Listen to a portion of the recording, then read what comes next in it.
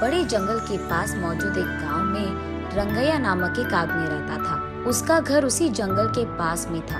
उस घर में वो अपने बीवी और बच्चे के साथ रहता था। रंगैया उसी जंगल में पेड़ों को काटकर उन लकड़ियों को बाजार में बेचकर कमाए हुए पैसों से उसका जीवन चलाता था। ऐसे ही एक दिन लकड़ी काटकर उसको बेचकर आए हुए पैसों को घर ले आता है रंगैया।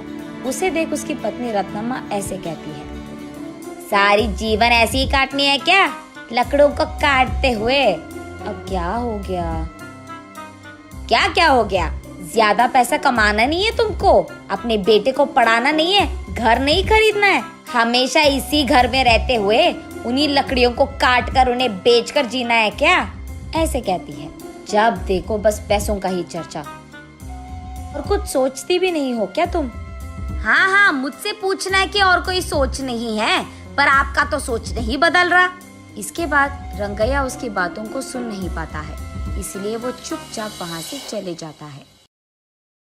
उस रात को रंगैया अपने घर की खिड़की से बाहर देखते रहता है। दूर में उसे एक छोटी सी रोशनी दिखाई देती है और वो ये भी देखता है कि कई सारे गाड़ियाँ बाहर से जंगल की ओर और जंगल से बाहर की ओर जाते रहते हैं। मैं तो हर रोज इसी जंगल में काम करता हूँ। मैंने आज तक लकड़ियाँ काटते हुए किसी को आते या जाते नहीं देखा है, ना ही सुना है। लेकिन हर रोज रात के समय में यहाँ गाड़ियाँ आती जाती रहती है।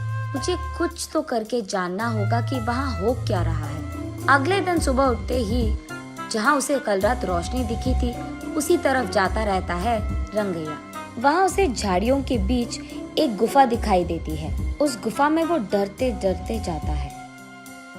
दिखने में वो बाहर से छोटा ही क्यों ना हो, अंदर से वो गुफा बहुत बड़ा था। उस गुफा में गैर कानूनी से कटे हुए चंदन के सारे पेड़ दिखाई देते हैं रंगैया को। उन सारे पेड़ को देख रंगैया को सारा विषय समझ आता है।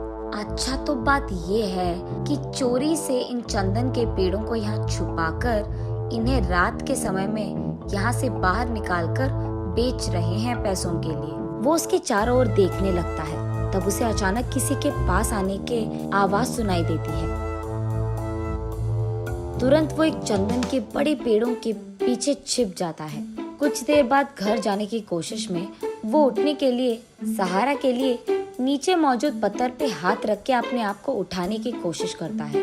बस पत्थर अंदर गिर जाता है और वहाँ एक छोटा सा दरवाजा खुलता है। रंगैया उस द्वार के अंदर मौजूद सीढ़ियों से नीचे गिर जाता है। तब उसे समझ आता है कि ये गुफा उस गुफा के अंदर है। तब वो देखता है कि उस गुफा में कहीं ऊपर से थोड़ी सी रोशनी आ रही थी। चारों ओर अंधेरा था, लेकिन वो रोशनी जिस दिशा में गिर रहा था वहाँ बैंगन का छोटा सा एक पौधा था। उस पे लंबे और बड़े अच्छे बैंगन फूले हुए थे। तब रंगैया सोचता है कि शायद बारिश या हवा के कारण बैंगन का बीज यहाँ गिर गया होता, इसीलिए यहाँ पे बैंगन का पौधा मौजूद है। चलो कोई नहीं, बैंगन तो बहुत अच्छे दिख रहे हैं, आज अगर इन्हें घर ले जाऊंगा तो आज का खाना तो हो जाएगा। ये फैसला करके वो उस पौधे से एक बैंगन को तोड़ता है। बस रंगैया के हाथ में जैसे ही वो बैंगन आता है, वो सोने का बैंगन बन जाता है। रंगैया आश्चर्यचकित होकर दंग रह जाता है। वो उस सोने के बैंगन को अपने हाथों में लेकर उसे जांचने की कोशिश करता है और तुरंत वो सोचता है कि उसी पौधे से एक और बैंगन ले ले, लेकिन उससे पहले ही उस पौधे पे मौजूद सारे बैंगन गायब हो जाते हैं। रंगैया बहुत निराश होता है। चलो कम से कम एक तो बैंगन मिल गया, अगर ये मैं मार्केट में बेचूंगा तो बहुत सारे पैसे मिल जाएंगे, तब मुझे कई दिनों तक कुछ भी काम करने की कोई जरूरत नहीं होगी। ये फैसला करके उस गुफा की सीढ़ियां चढ़कर वो बाहर की गुफे की ओर आता है। रंगैया जैसे ही बाहर आता है, वो दरवाजा अपने आप बंद हो जाता है। उस गुफा से बाहर आते ही चोरी चोरी छुपकर वो अपने बीवी के पास जाकर इस सोने के बैंगन को दिखाता है। उस सोने के बैंगन को देख रत्नम्मा तुरंत बेहोश होकर नीचे गिर जाती है। कुछ देर बाद होश आता है। तब रत्नम्मा, बाप रे, सोने का बैंगन कहाँ से लेकर आए आप? ये कहाँ मिला आपको? उससे तुम्हारा क्या मतलब? हमेशा पैसों के पीछे पड़ी रहती है ना। ये लो, ये सोने का बैंगन लो और इससे जो करना है तुम कर लो। अरे पहले आप ये तो बताओ कि ये आप लाए कहाँ से? कहीं अपने कुछ चोरी वोरी तो नहीं किया ना। ऐसे रत्तम्मा एक के बाद एक उसे प्रश्न पूछते ही गई और कोई चारा ना होने के कारण रंगैया जो कुछ भी हुआ रत्तम्मा को बताता है। तो फिर आपको वही रहना था ना, कुछ देर बाद अगर और बैंगन आ गए तो उसको भी लेकर आते। आपकी जल्दबाजी से ना मैं तो मर रही हूँ।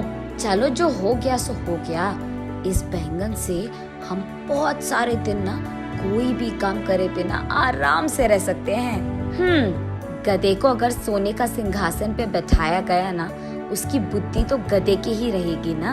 हाँ, अब क्या हो गया? इसका मतलब क्या है? इसी घर में रहते हुए चैन की जिंदगी नहीं चाहिए मुझे। आप 2-3 और सोने के बैंगन लेके आए, तब हम बड़े घर में आराम कर पाएंगे।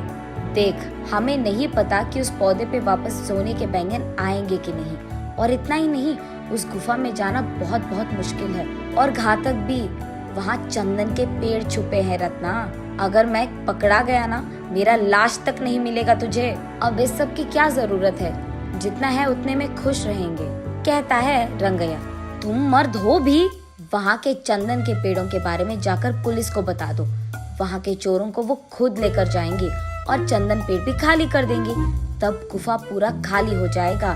यहाँ तुम्हारे अलावा किसी को भी नहीं पता कि उस गुफा में एक और गुफा छुपा है। इसीलिए जब चाहो तब तुम उस गुफा में आ सकते हो और जा सकते हो। वैसे ही अगर उस बैंगन के पौधे पे और बैंगन उग गए तो उसको भी लेकर आ सकते हो आप। इसको ये सोच आया पर मुझे तो नहीं आया, पता नहीं क्यों। ऐसे रंगैया अपने मन में सोचता है। ठीक है, वो सब मैं देख लूंगा। तुम फिलहाल इस सोने के बैंगन को बाजार लेकर इसे बेचकर पैसे लेकर घर आओ।